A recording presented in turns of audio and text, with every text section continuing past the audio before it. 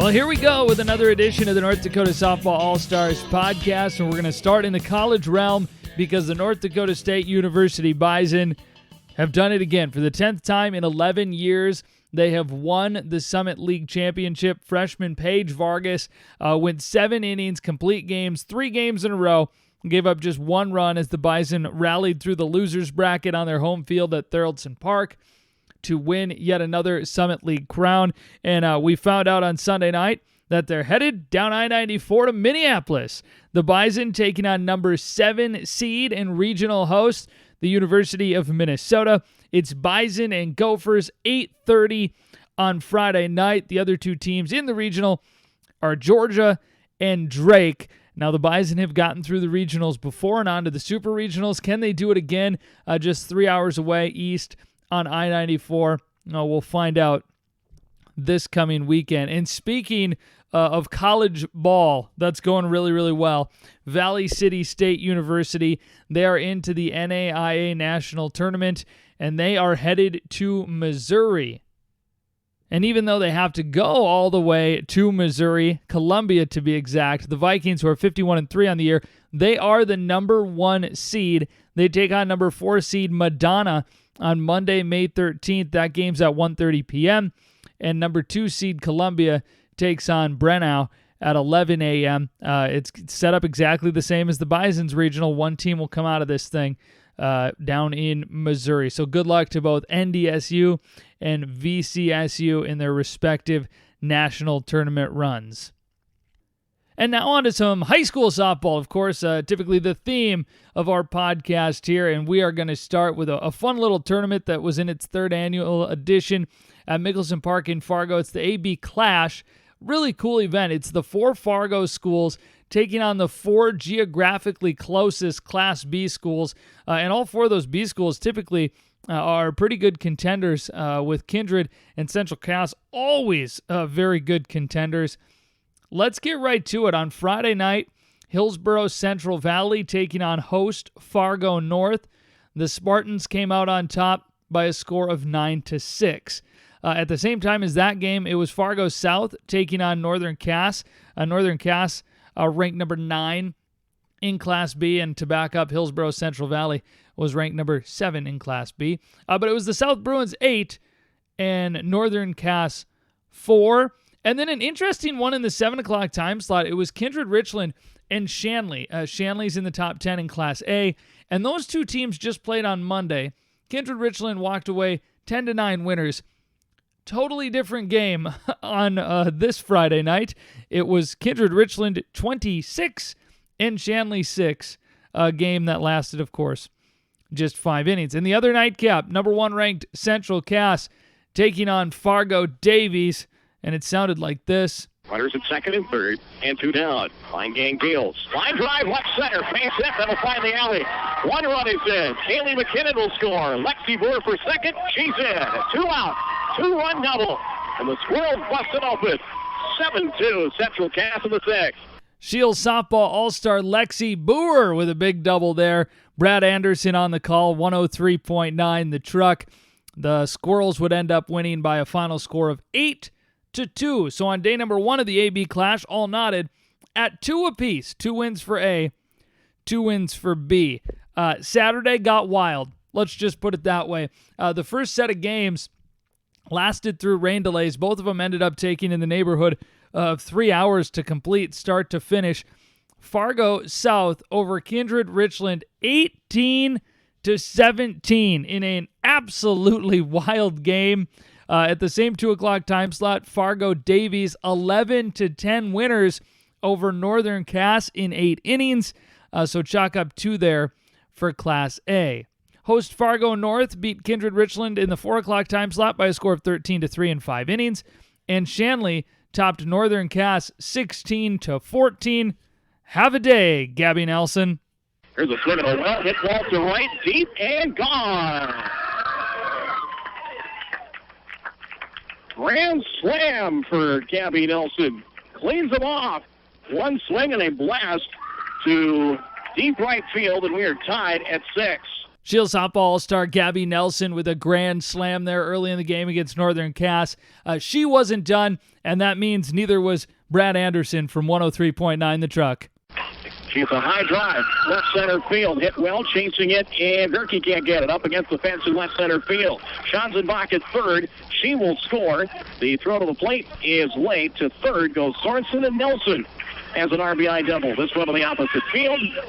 Her fifth run batted into the game. The Deacons add on, and they lead 14-11. And Shanley would go on to beat Northern Cass 16-14. Once again, thank you to Brad Anderson and 103.9 The Truck with the audio there. In the 6 o'clock time slot, and by now these games were starting at about 7:15 because of the earlier rain. It was Central Cass 13 and Shanley 2, a game that lasted 5 innings. And over on the other field being used at Mickelson, Hillsborough Central Valley topped Fargo Davies 14-4 in 6 innings. And then the nightcap, it was Fargo South beating Hillsborough Central Valley 10-2 in 5 innings. And then probably the game of the tournament was host Fargo North taking on number 1 Class B Central Cass. North led 4-0 in the 6th inning, thanks to a 3-run homer from shortstop Sophie Ochoa. And then the bats got going a little bit for Central Cass late. In the 6th inning, Tori Richter hit a 2-run home run. And in the 7th inning, Belle Leonard hit a 2-run home run. And it was just enough as the Central Cass Squirrels beat Fargo North 5-4 to go 3-0 in the tournament, 9-0 all time in the AB Clash.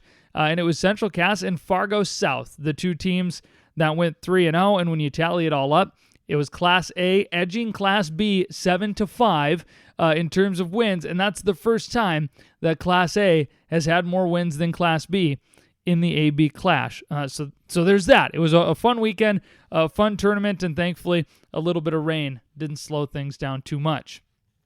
Now let's turn our attention here to some stars out in North Dakota high school softball, some players that had some big games over the course of the last week. And I think maybe the most impressive was Haley Schaefer of Valley City. Now, she had a good day on Tuesday against Fargo North with 13 strikeouts. She had a really good day later in the week at Fargo Davies as Schaefer struck out 18 batters in a Valley City win over Fargo Davies. Speaking of pitching performances, we got 2 more. These in the forms of no-hitters, starting with Maddie Zander of highly ranked Bismarck Century, sitting at number 2 right now. They were taking on number 3 West Fargo. Maddie Zander threw a no-hitter and took the loss, 1-0 to West Fargo. The lone run in the game scored on a wild pitch.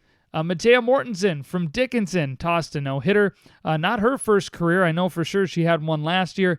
She threw a no-hitter over the weekend against Turtle Mountain. Now, as always, if you have a great highlight, a great statistic, a great game that you want to share with us, you can do it easiest ways through Twitter at NDSB All-Stars. You can also find us on Facebook, search for the same thing, NDSB All-Stars, and you can also go to our website, ndsballstars.com. So with all that, somehow we're coming to the end of the high school softball season, the regular season anyway. Class A, for the most part, in their final week of games, region counters, getting the standings all sorted out for the EDC and WDA tournaments. And Class B, well, they're ready to go with the playoffs. With the 4 subregions, we'll have 2 subregion tournaments and 4 subregion play-in games or play-in games to get into the region tournament, as better stated. Now, why don't we take a look at what's going on in the subregions quickly here in Class B softball. The Northwest Subregion Tournament is all set and ready to go, kicking off on Monday, May 13th at 2 o'clock in Minot. It's 1 seed Des Lacs, Burlington, Lewis, and Clark taking on number 8, Divide County. Now, there's a couple holes that we still need to fill in here, and we'll get to that. But all these games, 2 and 4 on Monday, and then they continue on at 6. Basically, this is a 2-day sub-region tournament to get into the region tournament. The 2 seed in the Northwest is Bishop Ryan. They'll take on Glenburn in the 2-7 matchup. West Hope Newburgh Bottineau is the 6. They'll take on number 3. Get to that in a second. And Ray is number 5. They'll take on the number 4. As the bracket here is only partially filled in, that means that we need to jump back to the standings and take a look at exactly how that sub-region plays out as it is right now. I know scores coming through over the weekend may not have been perfect, but looking at the Northwest sub-region standings right now, I'd venture to guess that Kenmare Bowbells MLS would be the 3 seed, and Stanley would be the 4 seed in that Northwest sub-region. So the Southwest sub-region is set up very similar. They do it different between the East and the West. For the most part, the East just does play-in games to get into the region tournament, whereas the West has been playing a full-on sub-region tournament, essentially, to seed out into the region tournament. So taking a look at the Southwest sub-region here, we will find that Heart River is the number 1 seed.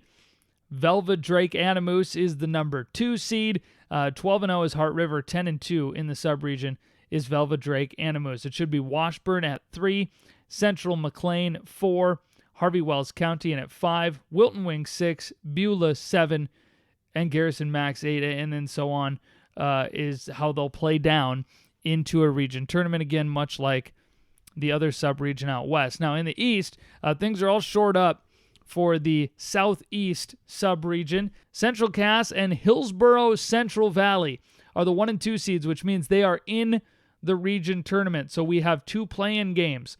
That'll be 3 seed Hankinson Tri-State taking on Enderlin Maple Valley. The winner of that goes to the East Region Tournament.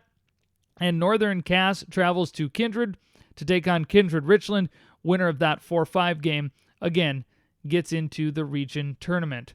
Look at how things sit right now with 1 game to play in the sub-region, or one of significant importance. Thompson will play Mayport CG on Monday. Thompson currently 9-0, Mayport 8-1. Both those teams are headed to the region tournament. Grafton is the 3 seed, and they'll take on Larimore, who is the 6 seed. Winner of that one goes to the region tournament in Thompson. Thompson hosting the region tournament this year on their beautiful new field. And then Pembina County North will host Dakota Prairie. It's Pembina County North at 3-6 in the sub-region, Dakota Prairie at 2-8. So, of course, much more on that. We'll have those region tournaments set and rolling by weekend time and into early next week. So certainly more on that to come. Again, follow us on Twitter at NDSP All-Stars for a whole bunch more information on those games and how the outcomes roll out.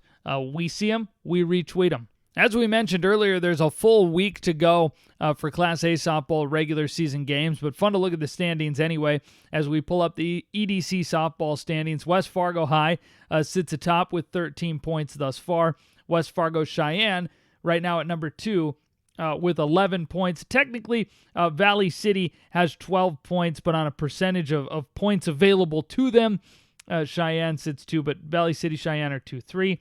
Shanley has 10 points. Fargo North has 6 with a lot of point games still in front of them this week. Red River has 6. Grand Forks Central has 4. Both Red River and Central, quite a few points still in front of them as well. Fargo South, Fargo Davies, and Devils Lake each have 2 points in EDC play. Take a look here at the WDA. Bismarck Century and Bismarck High both have 14-2 records in the conference, and they sit tied atop of it. Legacy right behind, they're 11-5. So the 3 Bismarck schools with double digits wins so far in WDA play. Dickinson sits at 8-4. Minot is 7-6. Jamestown 7-7. And then 4 teams round out the bottom. Mandan 5-9. Williston 3-10. Watford City 2-12. And Turtle Mountain is 0-14. But again, there's a kind of a big division here where 16 games played for the 3 Bismarck schools, just 12 so far for Dickinson, 13 for Minot and Williston, and 14 for everybody else. So still going to be some movement in all likelihood in the WDA. And of course, we'll more or less be set when we do the next podcast, and we'll talk about all 4 region tournaments, which East region tournament play will already be underway. West for A, or check that for B. B West will be getting ready to get underway, and both A, EDC, and WDA will be getting ready. So it's almost playoff time, and a lot of teams have only practiced outside, at least on the east side of the state, a few days. What do? Enjoy the days we're going to get. Some good weather looks to be in the forecast for this week throughout the state of North Dakota, so enjoy it. Get out, see a game. Good luck to all the teams. And again, playoffs, they're coming. We'll do it again next week as we're in weekly podcast mode here. So thanks for tuning in. I'm Tim Howe, the studio host of the North Dakota Softball All-Stars podcast. Have a great week.